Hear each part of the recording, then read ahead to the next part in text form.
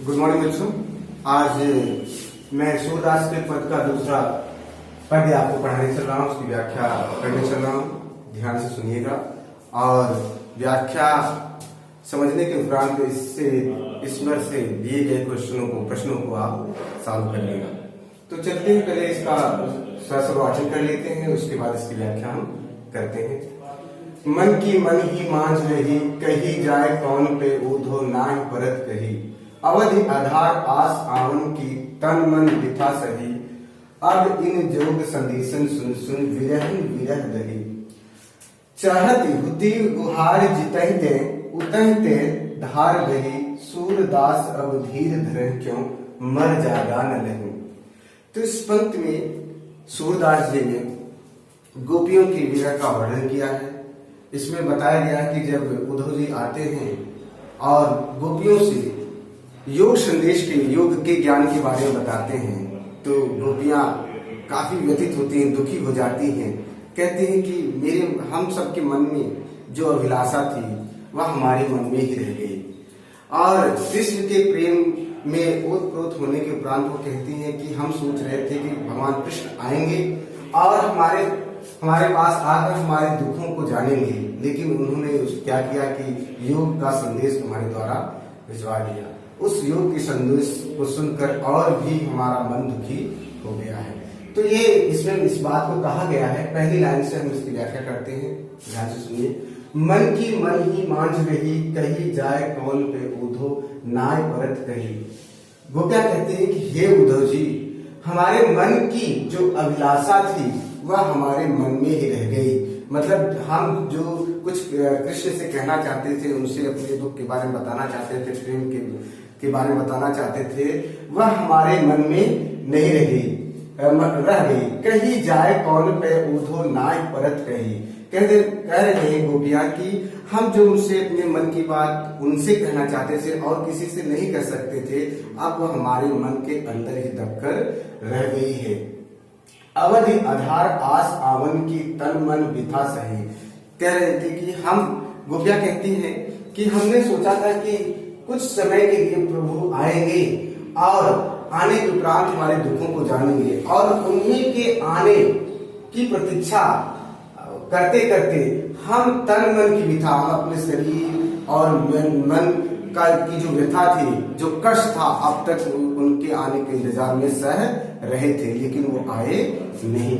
फिर कहते हैं कि अब इन जोग संदेशन सुन सुन, विरह विरह दही। कहते हैं कि अब इस पर आपने जो योग का संदेश हमें सुनाया है, इससे क्या हुआ है कि हमारे तन मन की व्यथा, जो दुख था, वह और भी बढ़ गया है, कम नहीं हुआ है। चहत हुती गुहार जितहते उतहते धार रही। कहते हैं गोपियां कि हम तो सोच रहे थे कि जहां से एक प्रेम की हवा आएगी, बाहर आएगी, जिससे हमारा मन जो दुखी है, जो कष्टमय है, वह समाप्त हो जाएगा, लेकिन वहां से कोई ऐसा संदेश या ऐसे प्रेम की बहार नहीं आती, बल्कि हमारे दुख को और भी बढ़ाने वाली धार वहां से बह रही है। सूरदास अब धीर धरे क्यों। कहते हैं हे उद्धव, अब हमसे धैर्य धारण करते नहीं बन रहा है। क्यों? क्योंकि मर ज्यादा नहीं, क्योंकि भगवान कृष्ण ने अपने मर्यादा का पालन नहीं किया है। इसमें बताया गया है कि गोपियां कहते हैं कि हमने अपनी मर्यादा को तोड़कर, अपनी मर्यादा से बाहर जाकर कृष्ण से प्रेम किया और उनकी इंतजार में, उनकी प्रतीक्षा में अपना जीवन न्यौछावर कर दिया, लेकिन उन्होंने हमारे प्रति किसी प्रकार का प्रेम और सौहार्द व्यवहार नहीं स्पष्ट किया। उन्होंने अपनी मर्यादा का पालन नहीं किया है।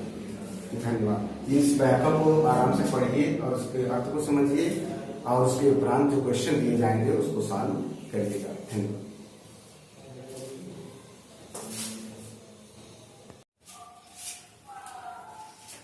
गुड मॉर्निंग बच्चों। आज मैं सूरदास के पद का तीसरा पद पढ़ाने चल रहा हूँ। इस पद में गोपियों ने कृष्ण से अपने अनन्य भक्ति का परिचय देते हुए कहा है कि भगवान कृष्ण हमारे लिए अप्रतिम है और इनके स्नेह प्रेम में हम सब अपना जीवन व्यतीत कर देंगे। अपने अनन्य भक्ति का प्रतिरूप यहाँ पर प्रकट किया है गोपियों ने और कहा भी है। देख लेते हैं इस पंक्ति को धीरे से। हमारे हर हाय की लकड़ी मन क्रम वचन नंद नंदन उर यह दृढ़ कर पकड़ी, जागर सुबह स्वप्न दिवस निश कान कान जकरी, सुनत जोग लागत है ऐसे जो करवी ककरी, सु तो व्याधि हमको ले आए देखी सुनी न करी, यह तो सूर तिनहि तय सौंपो जिनकी मन चकरी। इस पंक्ति में गोपियों ने कृष्ण के प्रति अनन्य भक्ति और प्रेम प्रकट किया है और अपने प्रेम को प्रकट करते हुए उन्होंने कहा है कि उनके लिए भगवान कृष्ण क्या है, हमारे हरिहारी की लकड़ी। कह रहे हैं कि हमारे लिए हमारे जो प्रभु है कृष्ण है जिनसे हम प्रेम करते हैं वो हारी पक्षी और लकड़ी के समान है। हारी पक्षी और लकड़ी के समान यहाँ पर गोपियां अपने आप को कृष्ण को बता रहे हैं। ऐसा इसलिए कहा जाता है कि हारी नाम का एक पक्षी होता है जो जीवन भर अपने पंजों में लकड़ी पकड़ कर रखता है, जब तक जीता है तब तक उस लकड़ी को पकड़े रहता है। उसी प्रकार गोपियां भी यह कह रही हैं कि हमारे जो प्रभु कृष्ण है वो हारी लकड़ी के समान है जिनको हमने पकड़ कर रखा है, अपने प्रेम स्नेह में पकड़ कर रखा है। जब तक जिएंगे तब तक उनको पकड़ कर रखेंगे, अर्थात उनसे स्नेह और प्रेम करते रहेंगे।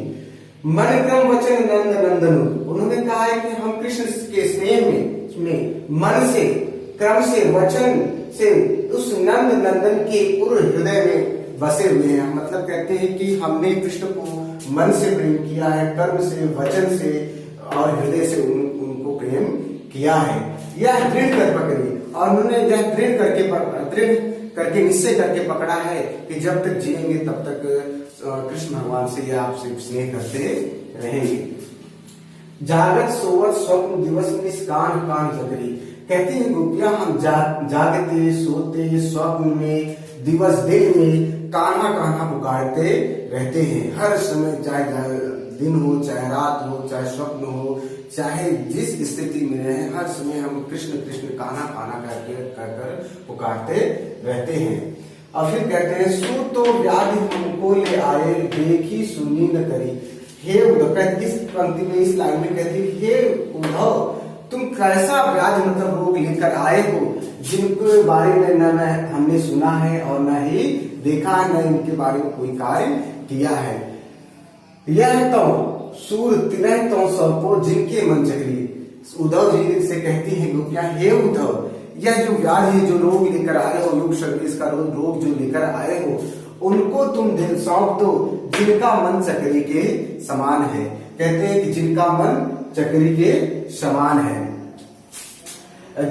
यहाँ चक्री के समान मन का मतलब है कि जिन ऐसे व्यक्ति या ऐसे लोग जिनका मन एक जगह स्थिर नहीं रहता, उनका मतलब एक वस्तु व्यक्ति पर उनसे स्नेह नहीं होता, उनका मन समय समय पर्यंत बदलता रहता है। इसीलिए गोपियां कहते हैं कि हे उद्धव आप ये जो व्याधि लेकर रोग लेकर आए हैं योग संदेश का, इनको उन व्यक्तियों को सौंप दीजिए जिनका मन चक्री के समान है, जिनका मन स्थिर नहीं रहता है। सुनत जोग लागत है ऐसे जो करी ककरी, कहते हैं कि योग का संदेश जो आपका हमको ऐसा लगता है, गोपियां कहती है हम सबको ऐसा लगता है जैसे कौड़ी ककड़ी के समान लगता है। यही बात इस पंक्ति में कहने की कोशिश किया है। कहने का मतलब इस पंक्ति में देखा जाए तो गोपियों ने अपनी अनन्य भक्ति अनन्य प्रेम को प्रकट किया है और अपने आप को लकड़ी और हारिल पक्षी से तुलना की है अपने आप को। और कृष्ण भगवान को जिस प्रकार हारिल का पक्षी जीवन पर्यंत एक लकड़ी अपने पंजे में बांध के रखता है,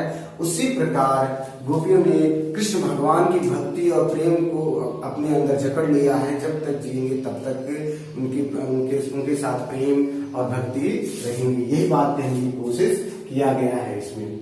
इसको एक बार दोबारा आप लोग देखिएगा, पढ़िएगा, समझिएगा और प्रश्न जो इससे संबंधित प्रश्न किए जाएंगे उनको सॉल्व करिएगा। धन्यवाद।